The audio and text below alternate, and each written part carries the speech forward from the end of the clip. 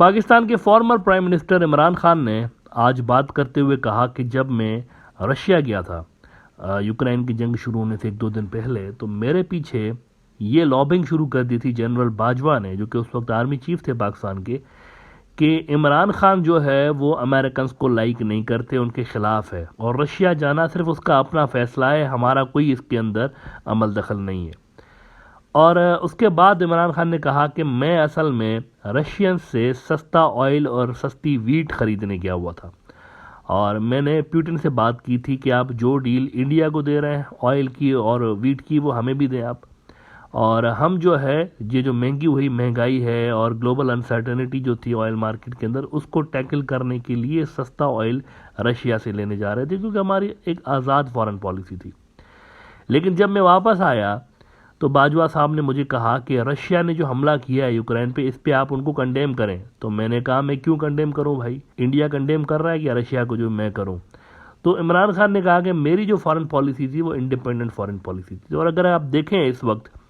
तो दुनिया में सिर्फ वही मुल्क कुछ बेहतर पोजीशन में है जो कि इंडिपेंडेंट फॉरेन पॉलिसी एडॉप्ट किए हुए हैं। दुनिया के कई टॉप स्कॉलर्स का मानना है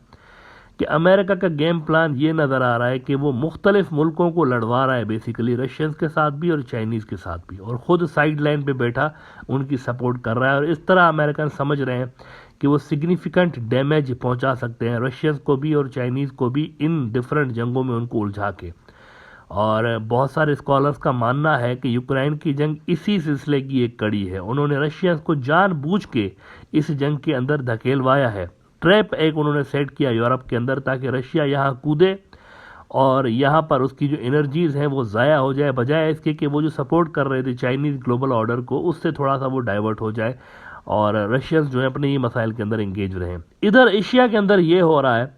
कि एक तो इंडिया को लगा दिया गया है जनाब चाइना के पीछे मोदी साहब के ज़रिए, लेकिन दूसरी तरफ ऑस्ट्रेलिया के लिए भी वहाँ के जो खुद के डिप्लोमेट हैं ऑस्ट्रेलिया के, वो कह रहे हैं कि यूँ लग रहा है कि अमेरिका हमें यूज़ करना चाहता है और हमारी जंग करवाना चाहता है चाइना के साथ, और ख़ुद साइड पे बैठा रहेगा। ये बड़ी बात बता रहा हूँ आपको, वहाँ के खुद के डिप्लोमेट्स कह रहे हैं कि हमें चाइना से लड़ाने के लिए अमेरिका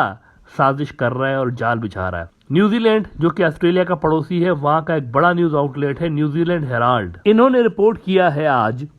कि US is preparing Australia to go to war against China, claims former diplomat. John Lander नाम है इनके डिप्लोमेट का, जो कि बड़े सीनियर डिप्लोमेट इनके रह चुके हैं, और इसमें वो उनको कोट करते हुए लिख रहे हैं कि the militarisation of northern Australia is I believe actually designed to make it possible to ensure that Australia will in fact be at war against China at some point in the not too distant future. Whilst America can stand off on the sidelines, he says in an interview with the Communist Party's Global Times. अच्छा, China का सरकारी अखबार global times भी देख रहा था, उन्होंने भी इस स्टोरी को रिपोर्ट किया है। वो कह रहे हैं कि we have the alliance with US in order to feel secure, but it has long ceased to serve that purpose. If Australia were to defy US, we would find ourselves in trouble of potential destabilization in Australia. Former Australian diplomat, यानी कि अगर हम America से ज़रा सा भी divert होंगे तो हम यानी ऑस्ट्रेलिया वाले बहुत ज़्यादा डिस्टेबलाइज हो जाएंगे। अंदर से कुछ ऐसा सेटअप अमेरिका ने हमारे अंदर बना दिया हुआ है, और उनके ख्याल में अमेरिका एक जाल बिछा रहा है, ट्रैप बिछा रहा है एशिया के अंदर, पैसिफिक रीजन के अंदर, ख़ास तौर पर ऑस्ट्रेलिया को चाइना से लड़ाने के लिए। और उधर हिमालयाज़ में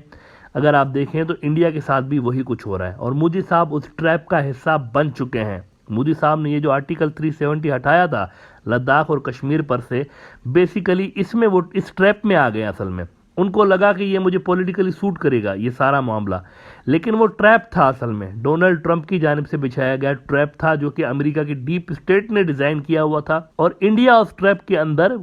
बुरी तरह से फंस गया है। और तब से लेकर आज तक 3 साल हो गए, उनके और चाइना के दरमियान टेंशन्स बढ़ते ही जा रहे हैं। यही कुछ अगर आप देखें ऑस्ट्रेलिया के साथ हो रहा है। ऑस्ट्रेलिया और चाइना के दरमियान हज़ारों किलोमीटर्स का डिस्टेंस है, यूँ समझिए कि दोनों जो है कोई बॉर्डर शॉर्डर दोनों का नहीं लगता, लेकिन उसके बावजूद भी ऑस्ट्रेलिया के जो प्रो अमेरिका डिप्लोमेट्स रहे हैं, प्रो अमेरिका उनके जो लीडर्स रहे हैं, उन्होंने आ बेल मुझे मार वाली पॉलिसी पे अमल करते हुए वो जा रहे हैं अगेंस्ट चाइना। उन्होंने जो है क्वाड अलायंस में शमूलियत अख्तियार की है, जो कि ऑस्ट्रेलिया के साथ जिसका लेना देना ही नहीं है। Australians have nothing to do with the Quad, वो इनके लिए बेसिकली था ही नहीं, ये अमेरिका के लिए बना हुआ है। लेकिन उसके अंदर ऑस्ट्रेलिया को ऐड कर दिया गया है और ऑस्ट्रेलियंस कभी साउथ चाइना सी के अंदर आपको एक्सरसाइज करते हुए नजर आते हैं अमेरिका के साथ, और कभी वो आपको इंडिया के साथ करते हुए नजर आते हैं इंडो पैसिफिक में। हालांकि चाइना का और इनका कोई फड्डा रहा ही नहीं है हिस्टोरिकली, ये अमेरिका का फड्डा है बेसिकली, जिसके अंदर ऑस्ट्रेलिया को फेंकने की कोशिश की जा रही है चाइना के सामने। और इन कन्फ्लिक्ट्स के एंड रिजल्ट वही होंगे। बेसिकली अमेरिका चाहता है कि इंडिया और चाइना भी लड़ें, ऑस्ट्रेलिया और चाइना भी लड़ें, और 2-3 और मुल्कों के साथ भी वो एक फ्रंट खुलवाने के चक्कर में, फिलीपीन वगैरह के साथ और जापान के साथ, ताकि मुख्तलिफ जंगों में वो ऐसे ही इन्वॉल्व रहे चाइना, जैसे उन्होंने सोवियत यूनियन को मुख्तलिफ जंगों के अंदर इन्वॉल्व किया था। और फिर अमेरिका दूर बैठकर सोवियत यूनियन के खिलाफ प्रॉक्सीज को असल में सपोर्ट करता रहा। ये पुरानी असल में टीम आई हुई है, बाइडेन साहब उस जमाने के हैं, इनके सामने कोल्ड वार जो सोवियत यूनियन वाली थी ना वो हो चुकी है, और इनकी जो टीम है अक्सर वही लोगों की है जो कि उस जमाने में नौजवान डिप्लोमेट्स थे और जिन्होंने अपनी आंखों से वो टाइम देखा हुआ है। तो यूं लग रहा है कि सेम पॉलिसी डिजाइन की गई है कि रशिया भी मुख्तलिफ जंगों में इन्वॉल्व होगा, चाइना भी मुख्तलिफ जंगों में इन्वॉल्व होगा, और अमेरिका दूर बैठा असल में इन प्रॉक्सीज को फंडिंग करता रहेगा, सपोर्ट करता रहेगा, जैसे यूक्रेन को कर रहा है, और कोशिश करेंगे कि मैक्सिमम डैमेज दे सकें चाइना को मिलिटरली और इकोनॉमिकली। अब ये जो चीज़ है चाइनीज समझते हैं इसको, चाइनीज समझते हैं इस चीज़ को, लेकिन इंडिया के अंदर इस चीज़ को नहीं समझा गया, ऑस्ट्रेलिया के अंदर भी इस चीज़ को नहीं समझा गया अभी तक। दूसरी तरफ अगर पाकिस्तान में इमरान खान के बयान को दुरुस्त माना जाए तो यूं लग रहा है कि बाजवा साहब के सर से ये बात गुजर गई है, उनको इस चीज़ का इदराक ही नहीं हुआ है गालिबन, और उन्होंने रशिया के खिलाफ आखिर में अपने जो उनका टेन्योर था उसके आखिर में रशिया के अगेंस्ट उन्होंने 1-2 बयान दिए थे यूक्रेन जंग के हवाले से, लेकिन इमरान खान ने नहीं दिए थे। तो लग यूँ रहा है कि इमरान खान इस इंटरनेशनल गेम को ज़्यादा बेहतर तरीके से समझ रहा है कि इसके अंदर जो कूदेगा वो दसता ही चला जाएगा। इंडिया का मिसाल आपके सामने है, 3 साल हो गए, देखें आर्टिकल 370 वाला जो मसला हुआ था ना, उसके बाद 3 साल हो गए, लेकिन इंडिया के जो हालात हैं वो नॉर्मल नहीं हो रहे चाइना के साथ, क्योंकि पीछे से अमेरिका का प्रेशर है। अमेरिका कभी उनके चाइना वाले बॉर्डर के पास पहुंच जाता है मिलिट्री ड्रिल्स करने के लिए, तो कभी उनको साउथ चाइना सी में ड्रिल्स करवा रहा होता है। Americans are basically trying to keep the pot boiling India और चाइना के दरमियान, और इंडियंस जो है वो इस चीज़ को समझ नहीं पा रहे। वो असल में इस कॉन्फ्लिक्ट को रिजॉल्व करना चाहते हैं लेकिन कर नहीं पा रहे। इशू सारा इंडिया का ये है, वो कर नहीं पा रहे क्योंकि उनसे स्ट्रेटेजिक ब्लंडर्स हुए हैं। इसी तरह के स्ट्रेटेजिक ब्लंडर्स अमेरिका ने ज़ेलेंस्की से करवाए थे, नेटो आ रहा है, नेटो आ रहा है, यूक्रेन के अंदर नेटो आ रहा है, ये स्ट्रेटेजिक ब्लंडर था। उस वक्त अगर ज़ेलेंस्की कह देता कि हम रशिया के साथ बातचीत करेंगे, रशिया हमारा पड़ोसी है, रशिया के हम जो कंसर्न हैं उनको दूर करेंगे, तो शायद रशिया और यूक्रेन की जंग ना होती। लेकिन वो इसी चीज़ पे अटके रहे कि नहीं ये हमारा राइट है, हम तो जाएंगे नेटो के अंदर। तो इस पे मज़ीद रशिया से शकूक व शुबात में मुब्तला हुए हैं कि शायद नेटो वाले जो है ना, वेस्ट वाले यहाँ पर आ रहे हैं यूक्रेन में, और यूक्रेन को लॉन्च पैड बनाया जाएगा रशिया के ऊपर हमले करने की सूरत में। और यही चीज़ जो है फिर ऑस्ट्रेलिया के अंदर भी हो रही है। उनके जो पिछले 2-3 वज़ीर आज़म रहे हैं, उन्होंने बिल्कुल प्रो अमेरिका वज़ीर आज़म, वो इस चीज़ को समझ ही नहीं पा रहे।